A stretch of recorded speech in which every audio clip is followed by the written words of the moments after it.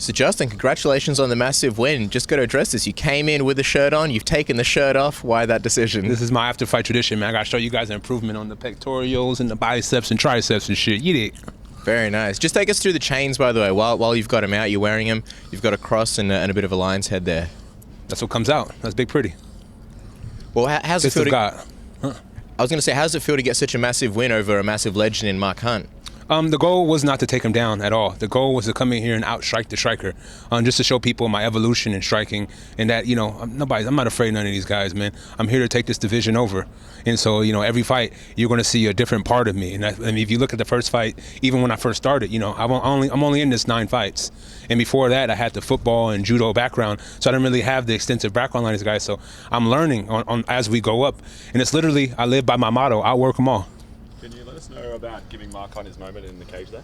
I mean, this is his home. I came in there, I did what I was supposed to do, and I came here and I dominated him. And once I got his timing down, it was all over. It was a downward spiral from there. Sorry, go on. Go ahead, brother. No, go on. Don't interrupt me again. I was going to ask you about that because obviously in the fight you used your movement a lot. You moved away from his power hand. You were able to keep distance. Yeah. Was that the game plan going into this, or were you thinking of incorporating more grappling into the performance? I'm a guy where I like to fill out the fight.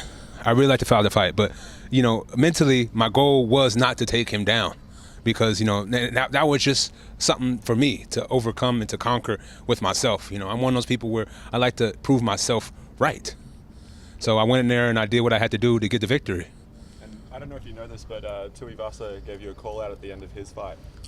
Is that something that interests you? He's concussed. I mean, the guy just lost in his home country. How embarrassing. It's one of those things where, you're the main event, you come in here and you get knocked out and you call out a guy who beat up your daddy. You're going to have to win a fight or two and then we'll talk. I'm on to greener and brighter pastures. Top 5, I'm after a belt. And he's not that guy right now. Where did that come from? Because you beat Mark Hunt and then we saw you sort of celebrating, kneeling out, tell Tai Tuivasa, Australia is mine. Why did you target him? If he won, but it's mine now. Dos Santos is now. You know what I mean? It got taken, literally. They got taken. Shogun, all these, they lost. No offense to him at all. People lose. Not me, but it's one of those things where they lost. So, he can't be calling out a guy who won. That doesn't make sense. That's ignorant. That's foolish. So who do you want next then? Top 5. I'm one of those guys where I'm going to take 4 or 5 months to get better, right? So the last fight, you saw my conditioning was struggling. And what I do, I focus on my conditioning. And I came here and I danced the whole fight just to show you guys my conditioning is above average. Next time it'll be excellent, and so on and so forth. I'm going to get better. I'm going to keep getting better. That's it. That's all.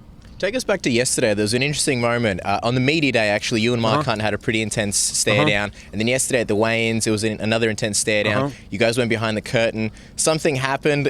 Security sort of jumped in there. And then you hear Tai Tuivasa yelling. What exactly happened?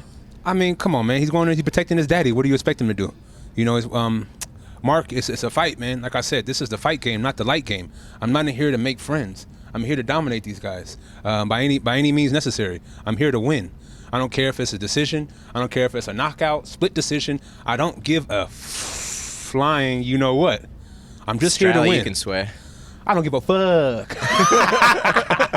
How you going to celebrate tonight? Huh? How you going to celebrate tonight? I don't drink. I don't smoke. I'm going to go celebrate by looking at the film and getting better from it. Seeing the mistakes that I made and outwork them and come back brick by brick. And next fight, you'll see a whole different fighter. So the thing is, just like Mark, if he watched the fight from last fight, he was sadly mistaken this fight. Just like the next guy who fights me. If you watch this fight, you're going to be sadly mistaken because you're going to see a guy twice as better. I don't know if that's proper English, but you get what the fuck I'm saying. This is Australia, right? All right. Did you get a chance to speak with Mark after the fight in the back, and did you see any of the crew in the back after you won? No, I did not. I didn't see any of the guys. I gave him his just due. I gave him the mic after the fight. He deserves it. He's put a lot of work into this sport. Guys like that, they deserve their moment, especially on the outro. I don't know if he's going to come back. That's between him and the management and the UFC.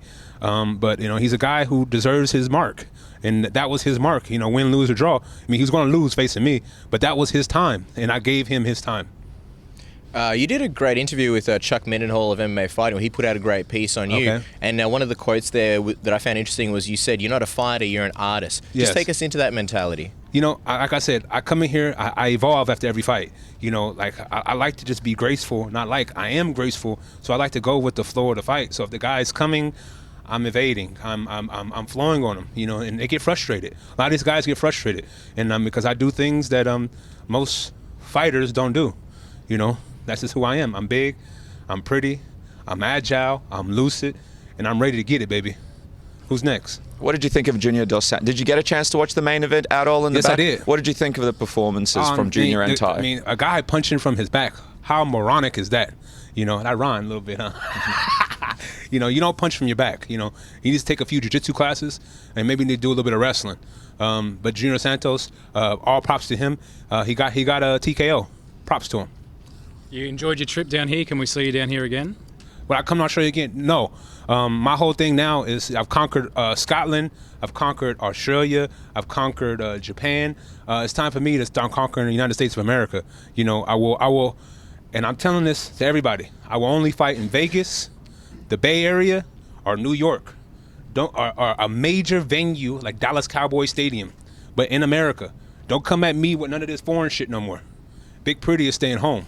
Why those main areas? Is it because they have sort of the most iconic arenas? I'll fill them up.